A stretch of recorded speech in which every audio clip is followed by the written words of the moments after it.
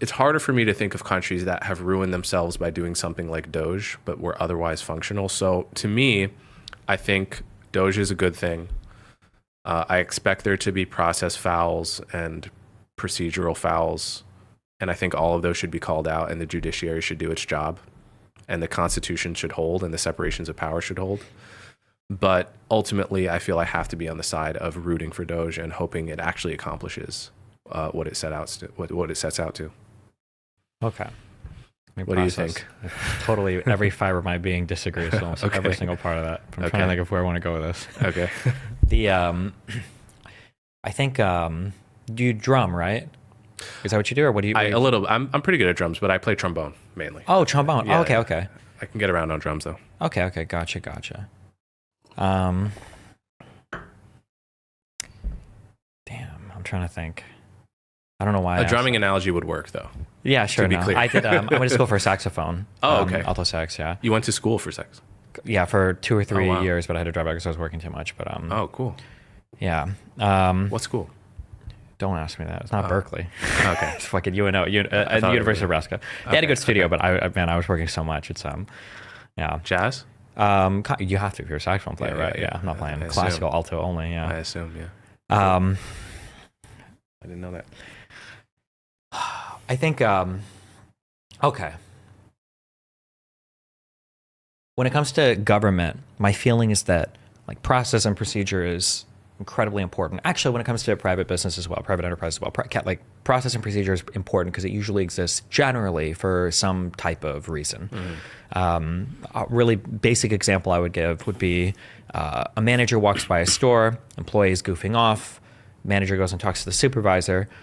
Sometimes this happened to me once actually as an employee, and I got really miffed, and I didn't understand until I became a supervisor, where I was like, why didn't the manager say something to me? Why the f would you go to my supervisor? Just like, you're right here. And then I realized things like chain of command are important because if the manager talks to me and the supervisor isn't aware of it, like this type of miscommunication through like avoiding like chain of command or chain of communication, it makes things very confusing and clusterfuck. So usually there's like a process or procedure for a reason. I think my biggest issue with Doge is on the legal side. Doge is just an office in the executive office of the presidency. So that means there's like the office of the presidency. You've got like the chief of staff who makes meetings and everything. And then Doge is just this, it was repurposed of the, it's called the USDS, I think, the United States Digital Service that Obama had made. Right. And their goal was just to kind of make it so that offices were more like digitally friendly and efficient. That was like the mission. But the Doge office, even though I think on paper it says that they're just trying to make things more efficient, it feels like what it's become part of is more, we're going to go in and we're going to cut stuff that we don't like, which I think is significantly different. I think it's a lot scarier, and I think it's mega illegal because what's happening is when an office is created by Congress for the executive branch, that office can only be removed by Congress from the executive branch. So like the big issue you're running into now is Doge stepping in and basically saying, oh, look at all this funding of projects that we don't like. Like USAID was a good example, where if you don't like USAID, then you have to pass a law either destroying the office, because Congress is the one that authorized and created it, or significantly changing the way the office is funded, which is, again, from Congress, because Congress does appropriations and funding. And having a faux organization created in the office of the presidency, basically, to just go in and pull the plug on it, I think is mega oversteps a lot of checks and balances. Like the president can't unilaterally defund offices, which is essentially what Doge is doing. That's one big issue that I have on the legal side. And the second big issue is that if you want to make things more efficient, or if you want to just get rid of waste, fraud, and abuse, that's fine. But a lot of this seems to be heavily ideologically motivated, to where, similar to that Occupy Wall Street stuff, where people are like, why are these people going to jail? You know, like Elon will come in and go, this $20 million was spent on maybe a trans dance recital. I don't know, whatever. This is what they're saying now. And it's like, okay, sure. Let's even assume that was true. What about it? Like, if you don't like it, you have to defund it from Congress. You can't just say, this is the thing, I don't like it, therefore I'm pulling the plug on it, because that's not your job. I think that's my big issue right now with the Doge stuff. Yeah. And then on the side of that, this is actually my biggest issue, I think, in politics today. It's the fire hose of constant lies and misinformation that Elon does on X, where like every single tweet is like another lie, another piece of misinformation. I'm like, holy fuck, I don't even know what we're supposed to do about stuff like this. Yeah. And these are my big issues right now. I fully agree with you on the second thing.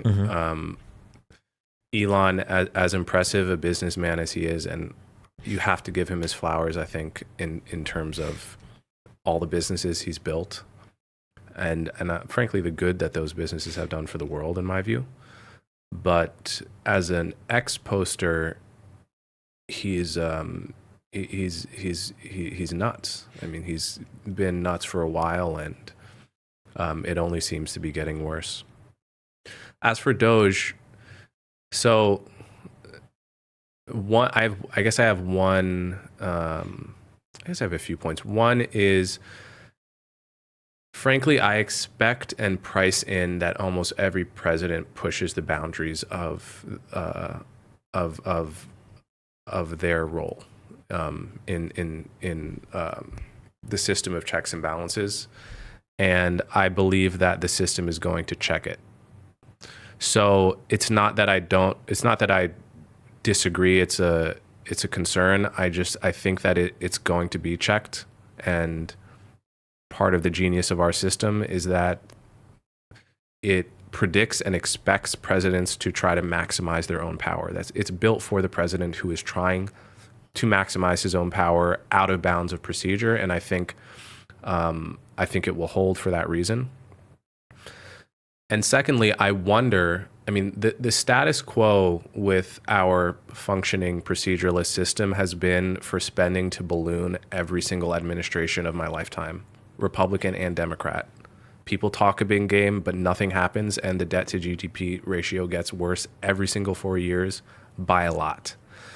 So the question is, that is the status quo. That's like the system working, and that's a result of the incentives of the system, because there's always an incentive to promise more to a particular interest group on the right or the left, and it's never fun to cut spending. No politician has a personal incentive to say, hey, I'm going to cut this program, because it always means more to a small interest group than the diffuse result of like saving $1.50 for the other 300 million Americans. So to me, that's like a fundamental problem, and solving that, I'm not sure I can imagine in theory the version of Doge that solves that while perfectly respecting the proceduralist institution, the proceduralist norms of the system.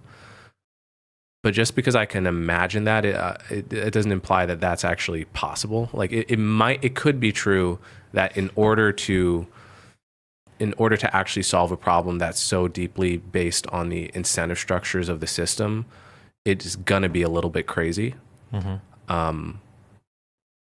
And if that's the case, then I think it's important to see the bigger picture and to see to keep in mind like the cliff we're driving towards, and to keep that in mind as we critique the process fouls of Doge, which are definitely happening and going to keep happening. Sure. Okay. So I'm agreeing in principle. I think my big issues are, so I'm agreeing with what you're saying in terms of it's hard to cut spending. Mm-hmm. But I guess here's my issue. People are deluding themselves into thinking that we are going to make significant spending changes by finding waste, fraud, and abuse. And that is just never going to be the case. There's always going to be some level of waste, fraud, and abuse in everything, whether it's government, whether it's private industry. And there might be a world where Doge even does find maybe, or could find a little bit more waste, fraud, and abuse. Although I would say, again, that's not the job of that entity. You have Office of Inspector Generals that are supposed to do that, or the Government Accountability Office, but whatever. Maybe even if they did find some waste, fraud, and abuse, maybe they could cut a little bit. But I think we're talking on the scale of maybe tens of millions, maybe hundreds of millions, and maybe even billions. But like our discretionary spending is $1.7 trillion. That's just discretionary. Our overall budget is like 6 or 7 trillion. It's going to be a drop in the bucket. And the thing that irritates me the most is that Donald Trump does things that are going to wash away any type of waste, fraud, and abuse you could find. The two biggest ones are, one is his recent thing is he's been saying that NATO countries now need to commit 5% of their GDP to military instead of the 2% is what he asked before. The current U.S. Contribution is like 3 point something, I think. Like I assume he's saying that to get them to 2%. Well, I think most of them have gotten to 2%. So have they? I believe so. Yeah, okay. I think. And so if he's saying 5%, we're talking about like a 50, 60, 70% increase in our own military spending,